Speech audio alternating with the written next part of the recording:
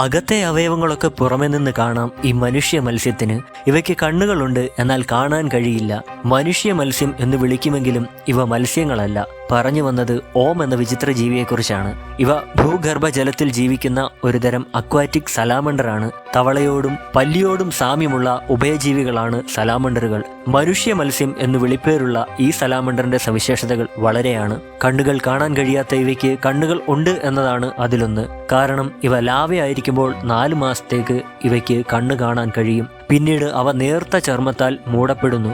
കണ്ണുകൾ മൂടപ്പെട്ട ഇവയുടെ കേൾവിശക്തി വെള്ളത്തിലും നിലത്തിലുമുള്ള ശബ്ദ തരംഗങ്ങളുടെ വൈബ്രേഷനുകൾ മനസ്സിലാക്കാൻ സഹായിക്കുന്നു. ആന്തരിക അവയവങ്ങളെ പുറമേ കാണുവാൻ കഴിയുന്ന തരത്തിലുള്ള അർദ്ധസുതാര്യമായ സ്കിന്നാണ് ഇവയ്ക്കുള്ളത്.